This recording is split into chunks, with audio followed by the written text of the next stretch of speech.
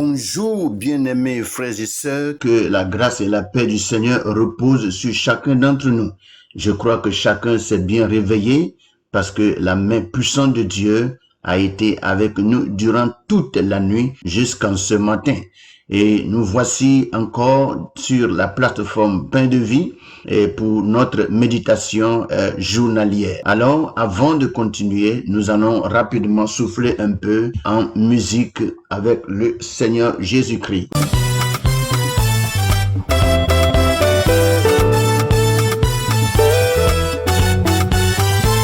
Aïe aïe aïe, Jésus est bon, Il est bon, oh Jésus est bon, il est bon, oh mon Rédempteur est bon, il est bon, Jésus est bon, il est aïe aïe aïe il est, aïe aïe aïe il est, oh aïe aïe aïe il est bon, aïe aïe aïe il est, aïe aïe aïe il est, aïe aïe aïe il est, oh aïe aïe aïe il est bon, aïe aïe aïe il est bon, aïe aïe aïe Jésus est bon, il est bon, oh Jésus est bon, il est bon, oh Emmanuel est bon, il est bon, oh Jésus est bon, il est aïe aïe aïe il est bon, aïe aïe aïe il est, oh aïe aïe aïe il est bon, aïe aïe aïe il est, aïe aïe aïe il est, aïe aïe aïe il est, oh aïe aïe aïe il est.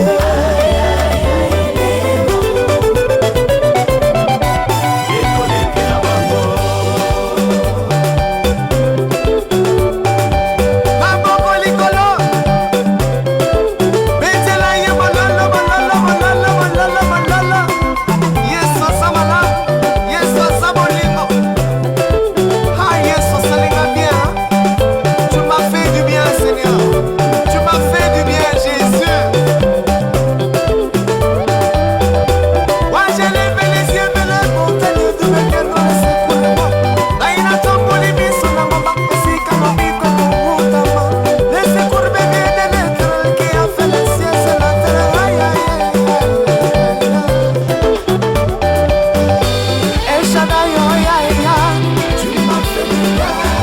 Je veux te dire merci ce matin pour la vie de chacun d'entre nous sur la plateforme Pain de Vie. Je prie à ce que tu étendes ta main sur chacun d'entre nous et que ceux qui ont pu se réveiller, mais ayant des douleurs, ayant des problèmes dans leur corps, papa, étends ta main, notre Dieu, et apporte la guérison, la restauration dans leur corps au nom de Jésus-Christ. Pour tous ceux qui sont éplorés, qui ont perdu un membre, un fils, un père, une maman, une tante, un oncle, un cousin, je prie à ce que tu sois ce matin leur consolateur et que tu les consoles dans le nom puissant de Jésus-Christ. Fortifie-les, notre Dieu, et redonne-leur la joie et la paix. Que toute la gloire revienne à toi dans le nom puissant de Jésus. Amen. Bien-aimés frères et sœurs, après que nous ayons écouté la louange qui certainement nous a fait du bien, nous allons passer à notre méditation de ce matin en prenant la Bible dans le livre d'Ésaïe, chapitre 10, à partir du verset 1 au verset 4. Et c'est par ce passage que Dieu va nous instruire ce matin, tout juste pour nous dire que nous entrons dans un nouveau chapitre du livre d'Ésaïe que Dieu va certainement utiliser pour nous éclairer. Que le Seigneur nous bénisse. Sans trop tarder, nous allons passer à la lecture du jour. Il est écrit: malheur à ceux qui prononcent des ordonnances iniques, à ceux qui transcrivent des arrêts injustes pour refuser justice aux pauvres et ravir leurs droits aux malheureux de mon peuple, pour faire des veuves leur proie et des orphelins leur butin. Que ferez-vous au jour du châtiment et de la ruine qui du lointain fondra sur vous? Vers qui fuirez-vous pour avoir du secours? Et où laisserez-vous votre gloire? Les uns seront courbés parmi les captifs, les autres tomberont parmi les morts. Malgré tout cela, sa colère ne s'apaise point et sa main est encore étendue. Voici le passage du jour que le Seigneur nous donne ce matin. Le thème de notre méditation de ce matin s'intitule « Dieu juge l'injustice et défend les opprimés ». D'entrer dans le livre d'Ésaïe chapitre 10 du verset 1 au verset 4, le prophète dénonce une injustice profonde dans la société, des lois injustes, des dirigeants corrompus et l'oppression des faibles. Ce passage révèle que Dieu ne reste jamais indifférent face à l'injustice. Il voit la souffrance des pauvres, des veuves et des orphelins et il promet de juger ceux qui abusent de leur pouvoir. Ce texte nous appelle à examiner nos cœurs et notre manière de vivre. Sommes-nous du côté de la justice de Dieu ou participons-nous consciemment ou non à l'injustice? Voici ce à quoi le prophète Ésaïe nous envoie ce matin, que nous allons vraiment décortiquer par notre thème de ce jour. Le thème sera développé sur 4 points suivants. Point 1. Dieu condamne les lois injustes. Point 2. L'injustice frappe toujours les plus faibles. Point 3. Le jour du jugement arrive pour les oppresseurs. Et le point 4. Sans Dieu, la chute est inévitable. Voici les 4 points qui seront développés, qui vont nous aider à comprendre notre test de ce jour. Après que nous ayons passé ce développement, nous allons passer à une conclusion et après la conclusion, nous aurons une prière qui va nous conduire à la fin de cette méditation de ce matin. Que le Seigneur nous bénisse. Nous retournons rapidement au point 1 pour débuter notre méditation. Dieu condamne les injustes. Ésaïe chapitre 10, le verset 1 nous dit ceci. Malheur à ceux qui prononcent des ordonnances iniques et à ceux qui transcrivent des arrêts injustes. Dieu prononce un malheur, une déclaration solennelle de jugement. Les dirigeants d'Israël écrivaient des lois qui favorisaient les puissants et écrasaient les faibles. Dieu rappelle ici que l'autorité doit servir la justice et non l'intérêt personnel. Ce que nous lisons ici ce matin sont des choses qui se passent actuellement dans ce monde. On voit en réalité que les gens que Dieu a établis, tels que les magistrats, les gens de la loi qui sont corrompus et qui font des choses contraires à la volonté de Dieu. Alors, Dieu veut prendre toutes ces choses en compte et essayer d'arranger et de justifier la loi que ceux-ci donnent et apporter dans la vie de ceux-ci une correction par ce mot qui est dit malheur. Lisons Proverbe chapitre 17, le verset 15. Celui qui absout le coupable et celui qui condamne le juste sont tous deux en horreur à l'Éternel. Dieu déteste toute perversion de la justice. Qu'il s'agit d'un tribunal, d'un gouvernement ou de décisions personnelles, Dieu exige la droiture.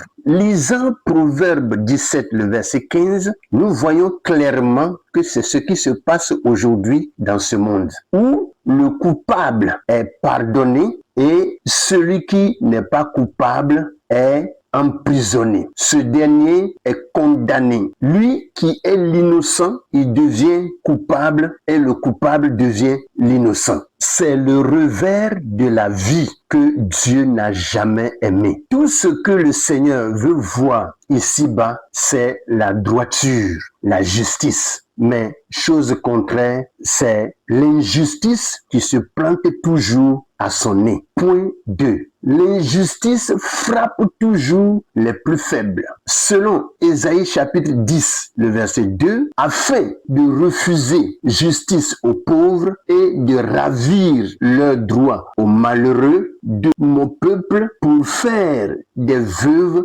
leur proie et des orphelins leur butin. Nous voyons par ce passage l'injustice qui frappe souvent les personnes les plus vulnérables, les pauvres, les veuves, les orphelins. Dieu montre ici que l'oppression des faibles est une offense directe contre lui. Et très souvent, ceux qui vraiment font de telles choses croient qu'ils sont en train de maltraiter seulement des hommes. Mais en faisant ceci, c'est contre Dieu qu'ils agissent. Alors Dieu certainement répliquera. Dans Psaume 82, le verset 3 au verset 4, il est écrit « Rendez justice aux faibles et à l'orphelin. Faites droit aux malheureux et aux pauvres. Sauvez le misérable et l'indigent. Délivrez-les de la main des méchants. » Voici ce que la parole de Dieu nous dit. Et toutes ces choses sont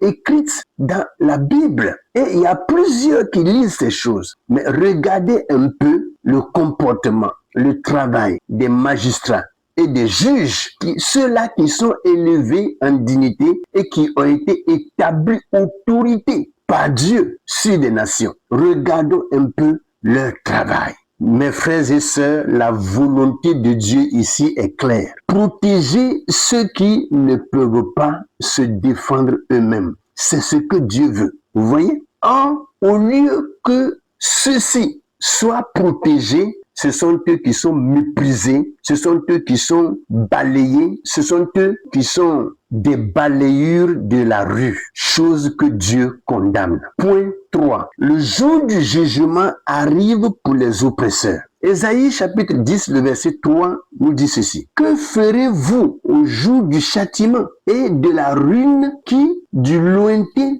fondra sur vous? Vers qui fuirez-vous pour avoir du secours? Et où laisserez-vous votre gloire? Voici la question que Dieu pose aux oppresseurs qui, jusqu'ici, continuent d'oppresser les faibles. Eux qui sont vraiment glorifiés dans ce monde. Eux qui sont élevés, eux qui sont respectés. Dieu dit qu'il va avoir un temps d'oppression. Il va avoir un temps de ruine. Il va avoir un temps de châtiment. Où fuiront-ils? Qui viendra à leur secours? Quel sera l'état de leur gloire? Mes frères et sœurs, des fois, quand nous agissons, nous croyons que derrière, il n'y a pas de conséquences. Tout acte que nous posons a une conséquence. Bonne ou mauvaise, ce qui est sûr, la conséquence viendra.